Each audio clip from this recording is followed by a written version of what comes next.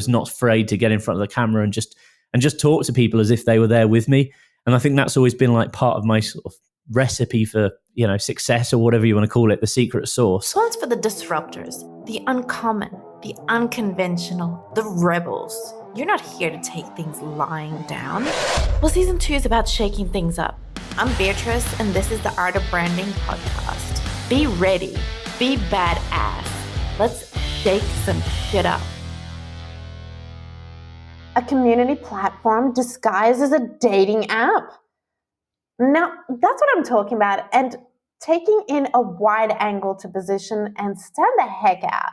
And that's what today's guest, James Mulvany, the founder of Matchmaker FM and the founding of podcast.co, radio.co, and recently launching qpodcast.com to provide production and live audio solutions. Holy shit.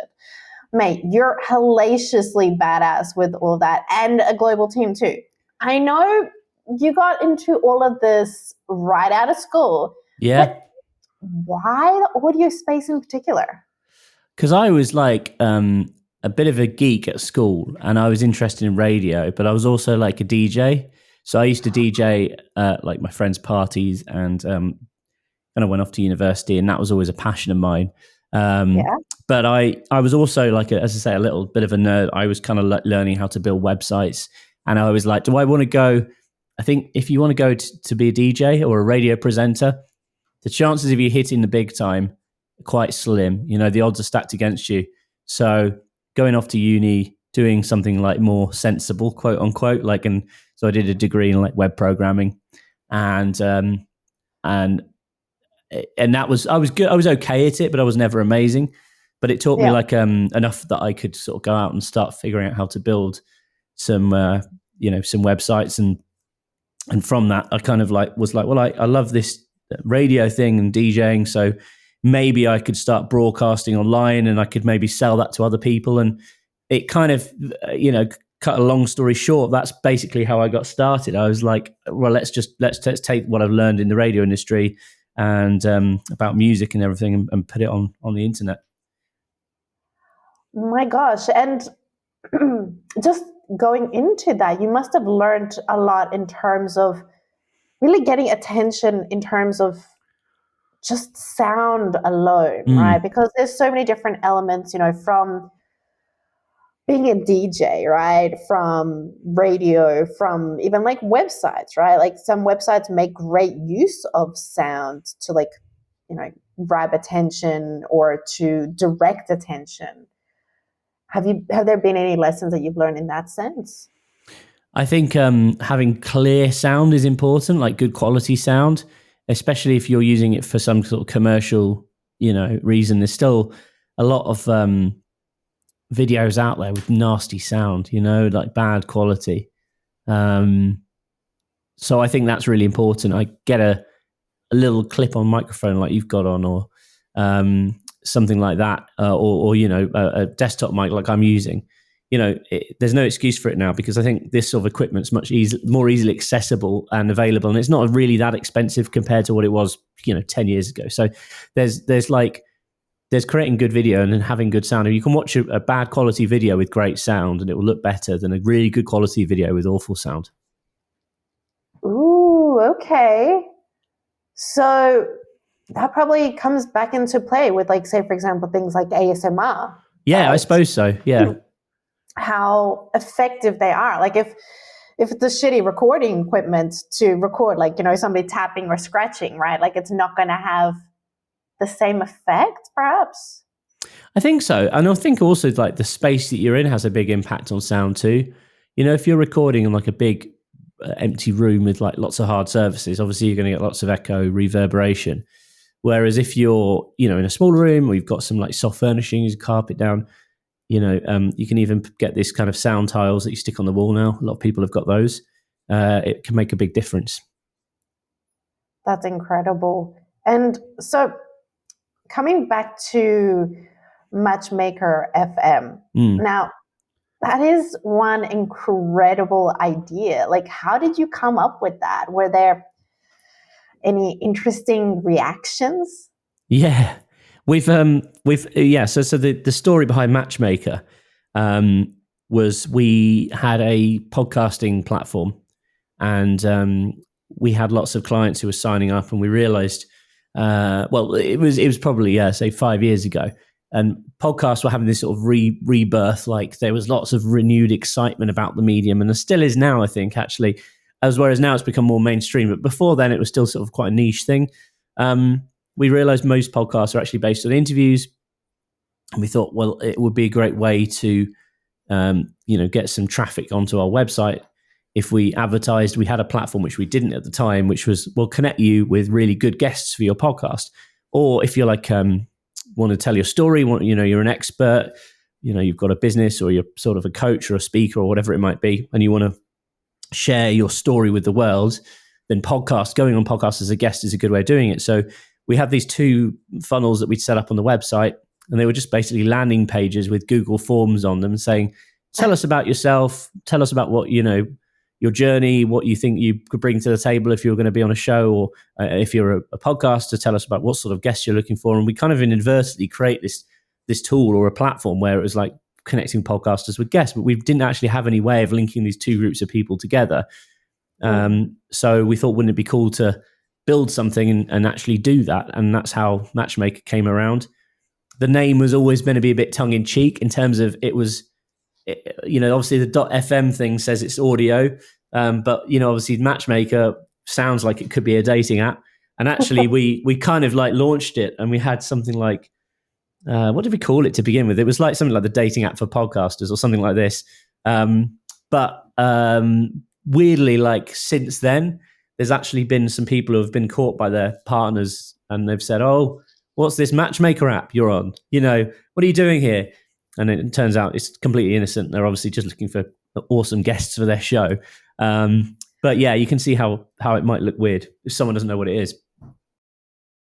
I feel like that would be very memorable. Yeah. In terms of like starting conversations, in terms of like, say, for example, there's so many apps right now, or there's so many websites. And even since you guys have done this, I've seen an uptick of other websites that want to like hook up podcasters with guests. Yeah, absolutely. But just in that name itself, right? That must be an interesting challenge and very memorable. I guess so. And, the funny thing is, we have had a few conversations at the office where we've thought about rebranding it. Like, is it obvious enough? Because I think brand is important, right? And having a clear brand is important. Although then there's plenty of stuff like Google, for example, which doesn't mean anything, to a lot of people. And, it's just, or Uber, there's just names but I mean, I think with something, when you're sort of establishing something, if you can kind of read the brand name and understand what it does, like if you look at my other businesses, so we've got like radio.co, podcast.co, there's kind of obvious names, right? And I think they're really powerful. With Matchmaker, it isn't necessarily an obvious name, I think. But so we have thought, like, should we rebrand? And we've just decided to stay with it for now anyway. Fair enough. Damn. I love that. And, going back to what you mentioned before, that this started with a Google form, right? During lockdown. Yeah. How did that go from a Google form to 50,000 member community? Yes. That's the question, isn't it? So we realized once we'd kind of we put these Google forms on the site, we had maybe a couple of hundred responses between the two of them, but we thought that's enough to show that there's some serious interest in building a product or a platform or a community to connect these kind of two groups of people. So really, I mean, it was a case of like, right, we just need to establish the common interests or the commonality between these two groups of people. So, the easiest way of doing that is just like we started with the categories that are just listed on iTunes, right, or Apple Podcasts. Right. So you could choose, I think, up to 3 different categories that you felt that you were interested in or your show was connected to. Then it's like, okay, anyone who's interested, for example, this podcast is about branding, right? So we could sort of say branding is a category that we're mutually interested in. So therefore, Beatrice and James could be potentially interested in connecting up to record a podcast together. And that was the kind of mechanism to begin with. And And then interestingly, we learned, because we had lots of people complaining to us, that the list of Apple podcast categories, the standard list, is kind of somewhat prohibitive. So we ended up collecting people's opinions of what else we should add into it. And we had this huge list. So we sort of opened it up and made it a bit broader. And then also, as the sort of platform developed, we started using AI and algorithms to kind of look at what people were saying in their profiles, and using kind of more, I suppose, advanced matching to figure out which sorts of people should be on this podcast. And the idea is when you log in, you have, new recommendations that show up and change from time to time. And you can also use searches and filters to kind of narrow down and find the right people for your show, or find the right shows that you feel like you could be partner up with. Wow. And I know you mentioned that a lot of it is without ad spend, right? And without spending on like any of those kind of outsourcing items. Like, what was your approach instead? So because we wanted the first year, we didn't charge for the platform. It was completely free. We didn't really have a business plan in place. I think we wanted to build it into a community that worked. That was first and foremost like the priority. And also this was during 2020. We were in lockdown. We were everyone was like cooped up at home, and we thought this would be a fun project for us to work on as a team. So as a result, we didn't want to throw loads of money on Google ads, or Facebook ads, or whatever it might have been. So the way we approached it was, like, first and foremost, to leverage the community to talk about it and get results. If they were found that they were getting results, encourage people to post on their profiles, share it on their LinkedIn, that sort of stuff. So we kind of grew quite organically. I'd say between the first couple of hundred people that I mentioned have filled out those Google forms. If you think about them as like our beta testers, they then sort of spread the message, and probably we got the first 1,000 or so users just fairly organically from referrals and people talking about it. That was within the first couple of months after we launched. I think it was February or March time. So it was literally as COVID hit, we launched Matchmaker. Then we were like, right, how do we scale this thing? So we, without spending a fortune. So we actually used LinkedIn, and they're clamping down on this a lot now. And also a lot of people have started abusing this. I think at the time it was still not really quite as commonplace. But we basically used various tools to automate LinkedIn connection requests and send messages to people. So the good thing about LinkedIn is you can be similar to way to matchmaking, filter down on words that people have got on their profile. So we would just say, for example, looking for someone who had like podcaster or podcasting or this is my podcast as part of their profile. We could then do different campaigns. So we'd spend a couple of days reaching out to UK podcasters, some in Canada, some in the US, some in Australia, et cetera, et cetera. And because we weren't selling anything. It was like, hey, we just sent like really casual, friendly messages. And I think tone of voice and the copy that you send in these messages is crucial. A lot of the messages I get on LinkedIn now, you just immediately just turn off. You're like, no, they're just selling me something. No, please, not another one. But we were like, if you're looking for really great guests for your show, we've got a cool new way of finding them, and it's no obligation. You can sign up for free, and we think you'd find it really useful. And we just kind of kept it really sort of friendly, sort of no pressure, and we just found it to be incredibly effective. We sort of reiterated our message and figured out some work better than others, and tracked the links that people were clicking on, and it was good because we actually had a lot of people message us back on LinkedIn and say, do you know what? Thanks. This is exactly what I've been looking for. Wow. So we knew we were onto something. And then I think that allowed us to scale from, say, 1,000 users to probably like 10,000 within the space of the next 3 or 4 months. We hit it pretty hard. We had like lots of different profiles running, and, we were using these tools to automate the outreach and everything, and making sure we were sort of doing different campaigns, trying to get people from different types of industry, different types of podcasts, different locations, mainly speaking on focusing on English speaking markets, and that was how we did it. And then we kind of got to a stage where we thought, okay, well, maybe we should start spending a bit on ads. So we do spend a little bit on ads and things these days, but that was how we launched it. That's incredible. It's almost like the right time, the right place. That always seems to come into play, right? Because now, as you said, right, for LinkedIn, and their crackdown on like, automation or outside apps that come in and like help you with that messaging. They're like, they'll block your account or close your account off, right? I think so. And also as well, a lot of people have become numb to it because they just get so many connection requests that are with really like, salesy stuff or the stuff that's not really relevant to you, and you just get sick of it. So I think back then it was still a benefit of the platform where if you presented something that was actually useful to someone, and this was only 4 years ago, it's amazing how 4 years everything can change, because I think if we did this now, it would not be as effective.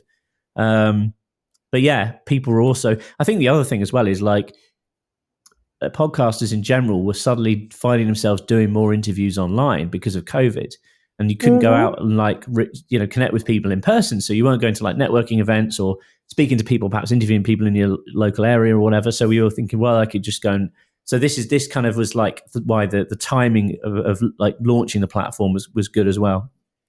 That's incredible. I mean, if you were to start it now, how would you do it differently, or would you do something completely different? Oh, yeah. I mean, I probably would. How would I do it now? This is a tricky one because it is. I don't know. Because we're not faced with that problem, as you say. We've got 50,000 users, and I think now we're trying to focus more on quality. We want to try and make it a better community. We had a little conversation before we started recording. We are aware of the fact that now there's more spam on the platform. Some of the connections aren't as good. We want to try and make it a quality community rather than just grow as quickly as possible. So our sort of view on things is a little bit different now. I'd rather get 10 users that are really good and engage rather than 100 users that kind of, just don't engage or just send millions of messages and don't really pay any attention to who they're messaging. So the priorities have changed. But if I was launching a new platform again, I think the principle of just finding a product or service that fills a gap in the market and is appropriate to the people you're trying to send it to, counts for a lot, because people are still receptive to sales messages and marketing messages. They always have been. It's just a mode of delivery, like back in the day, you'd advertise in a newspaper, in a magazine, and then you'd get some PR about you, and that'd be great.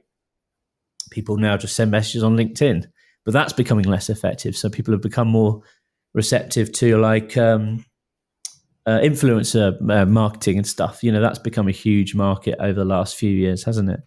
But yeah, people always respond to adverts. It's just how you write them. Make sure that you're actually selling something that people really want and getting in front of the right crowd. Exactly, or even email or newsletter, etc. And I know we spoke about this before the show started for a special treat for the listeners of The Art of Branding. Would you like to share with listeners? Yeah, absolutely. So if you want to check out Matchmaker, you can use my promo code, which is James123, for a discount. And we'll put some details in the show description just so you've got confirmation of this. But James123 is my special promo code just for this podcast. Hell yeah. Awesome. And okay, now going back into the founding of your brands, what was or is your plan around positioning them in the market? Like, have there been any reactions from competitions, like from competitors or challenges? Yeah, I mean, I think you've always got to be on top of your game, haven't you? You've always got to be thinking about what's next. Like, for example, with Matchmaker, we did a brand refresh probably about a year ago, maybe two. I can't remember. It's somewhere between over the last 4 years. I mean, we had probably the brand was alive for the first maybe 3, and we thought, right, let's try and refresh it. With radio.co, for example, we've not updated the brand for a long time. So I think the last time we launched in 2015, we refreshed the brand in 2018, and it's been exactly the same since. So it's now time to, I think we're going to start looking at that in a new year. And you've got to constantly assess and reassess like how you position yourself in the market, because, again, with Matchmaker, you mentioned there's other platforms that do the same thing now. When we launched, there wasn't. It was kind of a sort of first similar sense with like with our radio platform, radio.co. When we launched in 2015, we didn't really have a lot of competition. We've got quite a few strong competitors now. So, you've got to make sure that you're always innovating and making sure that you move forward rather than sort of, resting on your laurels for too long. You can do that for a little bit, I think, in business, but not always. Exactly. And what I see out there is a big misconception of like rebrand as in like there's the visual or the wording rebrand rather than like, okay, how are we going to be positioned in the market? As in like, okay, so say for example, these competitors, they're focused on say a certain kind of like style of radio for talking radio, right? And then it's like positioning in a different way to them or something that they're not doing quite as well or like people are like complaining about. Have you found that with any of your brands? There's always room to improve things, isn't there? And people have always got opinions on things. As I say, with Matchmaker, there's been some people who said, oh, it sounds like a dating app. But generally speaking, I think people see the kind of funny side of it, really. I'm not sure. It's a leverage. Exactly. Like, it's kind of like there's enough brands out there that just take things just completely straightforward and completely serious, right? Yeah. Like something that takes it, as you said, like a bit of tongue in cheek. Yeah. Right. Where, hey, it's still the same concept. The word matchmaker itself is very subjective, right? It could mean many things, but what you're doing, it's still matchmaking, right? But like for podcasters. Like if you look at like businesses, when they first kind of get online, a lot of businesses will try and be too serious. Like, it's the whole thing about like you film the corporate video and everyone feels like they've got to wear a shirt and tie and sit there and be really stiff and rigid and be like, hello and welcome to, Acme Corp or whatever it might be. And actually, there's a whole thing around personal branding now, and that's become really big. And the fact that you should try and just be yourself and not try and, act too serious, just like be as you normally would. Don't feel like you have to just sort of put this sort of front on because you're talking about a company. So that's become really, really important, hasn't it? I think in online branding. And I think for us as a business, we've always been quite happy to play around with stuff like that and be creative in what we do and the different brands that we run. We've always used video. Right back to when I first launched a company, when I was sort of still at university, I still had like videos then, and I was not afraid to get in front of the camera and just talk to people as if they were there with me. And I think that's always been like part of my sort of recipe for success or whatever you want to call it, the secret sauce. And back then there wasn't really very many people doing that. This was going back 15 years, showing my age now. But nowadays, like a lot of businesses are doing that. And then again, it's still the same thing. If you're starting out, if you're starting something new, don't be afraid to be the face of the company or the brand that you're sort of portraying, and feel free to play around with it and have fun. Exactly. I even saw some of those videos, like, on your Instagram, etc., that they're still there, and then people can still look at them and be like, hey, this brand, this like, it has that energy. And especially now, going back to what you just said, of a lot of people coming in and needing to have that corporate feel or feeling like they need to have that corporate feel. If you really focus on that, that's something that's AI that's growing ever more, like, each day. Yeah. It's so easy for that to replicate, like, get AI and they could put that face in, right? I think though with AI, I don't know what you think, but for me, it's like, it's just very soulless still. And like, there's no personality behind it. And yeah, they have, I'm not going to lie, it's impressive, isn't it? When you hear, have you tried the thing, you can have your voice duplicated. It's like so weird hearing yourself speak back, but you can just type whatever you want, but it still doesn't quite sound like you. It's not got the same expression that you have. And likewise, the whole thing of the AI avatar video stuff, they just feel a little flat still. Like, I don't know if it'll ever quite get the kind of full sort of little nuances of communication, the energy. It's not the same, is it? Yeah, like that. It's missing that je ne sais quoi. Like, even now, I can tell, say, for example, for photos and whatever else, like it has developed. But then you look at hands, you're like, yeah, there's freaky hands, which are like, yeah, exactly. it's almost like we're looking at an artist in their early days where they always struggle to get their hands right, or like it's just that one little detail and you're like, okay, that was AI. Yeah. I know. Right? Like even podcasts, I'm seeing like a few people that they've started a podcast which is entirely AI. And I don't know, I mean, what are your thoughts on that? And like having a guest, but like, with AI. Well, I mean, there's a tool by Google which completely escapes my name right now, but we've been messing around with it in the office, and basically you can give Google like the URL of a web page, and it will almost create like a little sort of like a 20-second, or no, maybe like 2-minute long like overview of the page. But the way it does it, rather than just speaking, it does it like in an interview discussion style way. So there was like two people discussing, the example my colleague gave me was like discussing radio.co, our website, and talking about the features it offers and stuff. And just because it was doing it is like, rather than just sort of like relaying what's on the webpage, because it was like doing it was just like effectively two AI people talking about it and discussing the points made.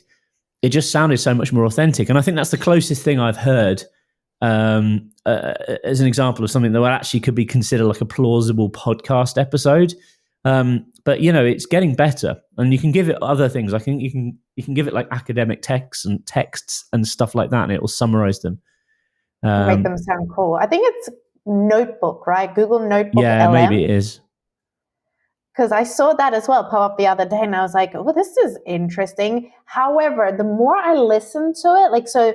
The recording that I saw, somebody else was testing it out in the way that you were just saying, that they had a sales script of an event that they had, right? And they were going through it, but the words that they were saying and the analogies, they just sounded incredibly like the AI style of like analogies. It's like, ugh, a little bit, sort of, kind of like bit cheesy, I suppose, and like. Yeah, just overthinking things. It's like it overthinks everything, or it goes into so much detail about nothing.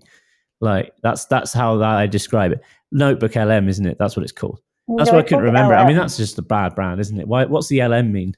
Language model, I guess. I'm pretty sure it's like a Google thing as well. Like it's like Google Notebook LM. Like I don't understand that brand. Anyway, popping back to podcasting. In your opinion, now that we're getting AI, we're getting a lot more podcasters. We're getting just everyone wants to come into that space. How can podcasters stand out? Like, what are your thoughts? Yeah, I think just like being really clear on who your audience is important. A lot of people just went into podcasts just doing what they love and thinking, I'm going to just talk about what we're passionate about and the audience will find us. And sometimes that happened maybe like back in the day. I think now you've got to have a really clear launch plan and be sure on exactly who you're speaking to and, making sure that you've got some kind of USP. The thing is about podcasts, they are still very competitive, but there are a lot of inactive podcasts. So there's like lots and lots of podcasts, but a lot of them only have like 1 to say 3 episodes. And they haven't been updated for 6 months or 2 years or whatever it might be. So there's still opportunity for you to get a breakthrough. I think people think, there's too many podcasts. What's the point now? I think the key thing is just make sure you've got a clear audience. You know who you're going after, and the more sort of specific you can be, if you can be really niche, target people who are really looking for something very specific, then that's great. I've seen all sorts of weird and wonderful podcasts through what I do. And for example, there was a guy who had a podcast talking about batteries and he worked in the battery industry. But, there was people who are interested in learning that. I've got someone on LinkedIn who makes a podcast about like the storage industry, like self-storage industry. There's another guy who's become really famous in the motorhome industry. I don't know him, but apparently he's like this big deal in the motorhome industry now because he created the first podcast specifically aimed at like people who own motorhomes. And of course, it's a niche thing, but there are still, I don't know, millions of people over the world who own motorhomes, and they really, they want to know all the latest tech and things that they can do to them. And, it's something that people are really passionate about. So I think that's the thing. If you tap into something that people are insanely passionate about, there's always an opportunity there for you to create a podcast or something else, you know. Oh my God, yes. Like, because I see so many people trying to be generalists, like, oh, we covered this area. Yeah. But it's not going to really have that super engaged following. Say, for example, then like, you know, someone who's doing motorboats, right? Like that is a very specific audience. Yeah, exactly. Right? Like another thing that I was thinking about recently is like different styles of podcast. Styles is in like, okay, so maybe you have, you know, like this, which is more conversational, or maybe you have like 10-minute, like really short snippets. Like there's so many different ways that I see that I think a lot of people don't look at necessarily when they're looking at starting a podcast or doing a podcast. Like they're just like, okay, this needs to be an hour or 30 minutes or something and just be like interview format, and that's it. Yeah. I mean, yeah, that's the thing. You don't need to just stick to one style. You could do like a 20-minute interview. Then you could do 20 minutes where you're talking about the latest news in your industry, you know. As I mentioned, I sort of come from like a radio background. So like if you think about when you listen to a radio show, generally it's not just like one interview for the whole hour. You might have 2 or 3 interviews in an hour if it's just interviews, or you might have an interview, then some news, then some discussion between the presenters. So yeah, doing it as a kind of a program could be an alternative. And I don't see that much in podcasting. I think people just seem to stick to one format. It'll either be 2 people discussing something, or sometimes 3. Sometimes it might be friends and or like colleagues, or it might be, you know, one-on-one interview, which is fine. But I think, you know, there's always ways to kind of break into different formats and create like a style that's unique for your show. Wow, that is an incredible idea. Like, I feel like as soon as somebody listens to this, they're like, yes, we're going to start this. I feel like that would also need a lot of planning, perhaps. I mean, with different styles, as you mentioned, right? Like, you're going to be talking about news, events. Yeah, it's like, you know, if you listen, when you're listening to radio or you're watching TV, there's always producers who are sat there making things, like planning stuff out and driving the show forward and making work behind the scenes. You can do all of that yourself as well. You don't necessarily need someone to help, but I think having a plan always helps. You know, if you're going into podcasting, and even if it's just like having the questions written down for an interview, and if you go off on tangents, it's fine, because sometimes it's like conversational. It could be more interesting. There's also like I've been on so many podcasts where they just stick too rigidly to the questions and there's no discussion or there's no opinions. It's just like literally like you go down a list of questions, you answer them, and it's like silence. On to the next question. There's got to be a bit of backwards and forwards, I think, for it to be good. But then, you know, I've equally been on other ones where there's not been a plan and it's just too like, you know, right, okay, what are we talking about? Yeah, exactly. Exactly. Oh my God. So speaking of, you know, incredible podcasts, etc., is there any brands, people, podcasts, for example, that inspire you? Well, actually, I'll tell you a little story. So I'm a big fan of that people always ask me this question: what's your favorite podcast? And truth be told, I listen to so many different podcasts, and I sort of dip in and out of them. That's my style of listening. But this proves that how good podcasting can be at generating an audience and like getting people to take action. So I'm going to a seminar next Monday down near London, and there's a guy called James Sinclair, and he's like an entrepreneur. So like me, he's got a few different businesses, and it's quite interesting. And he kind of has just like an agony aunt style podcast where he speaks to different business owners and tries helping them out. A lot of them are kind of fairly early stage. Some of them are a bit more advanced. But you know, I've been listening to it probably the last 6 months or so, and he uses his podcast to promote these events that he's running. So I actually went to he did a live podcast in London. Like live podcasts seem to be a cool thing at the moment that people are doing. So I went to that in June, and he's actually got like a seminar, like a workshop he's running next Monday. So I'm off down to that. And yeah, it's a good podcast. I'd recommend it for business owners. It's nice to listen to people's problems, and sometimes you can identify them. And yeah, I just think that his personal brand he's built around it, and the fact that he's kind of, you know, I've spent, you know, £500 on a ticket to go to this event. It's great. It shows that this is a good medium for promoting, getting an audience and getting people interested in what you do. What was it about him? Was it like just the energy, or like because what you saw his podcast first, or like you went to his event? No, I heard about the event through his podcasts. For his podcast, and also he has like a YouTube channel. So that's how I learned about this event. And this event specifically is very specific. It's about buying businesses basically. So I'm going to learn, because he's bought a few different businesses along his way as a journey as an entrepreneur, and it's not something I've done, but it's something I'm interested in learning more about. So that's why I've ended up going. But as I say, I wouldn't have known about him, and I certainly wouldn't be going to this event if it wasn't for his podcast. So it's a good way of promoting something like that. Well, damn. Okay. Yeah. It seems to be this thing that's coming up now, because I know, Cody Sanchez. I don't know. She's another entrepreneur, business owner, etc. in the US, and she's talking about a lot of the similar sort of thing, like buying businesses, because what is happening is like, the older generation that have owned started the business, built it up, they're like on the point of like retiring, but their kids don't want to pick it up from them. Yeah. And so they're like, okay, fine, we need to sell this. Yeah. So there's going to be that big, push or move like for businesses to be sold. So I'm interested as well to see how that goes. I'm going to look up Steve, right? Steve Sinclair? James Sinclair.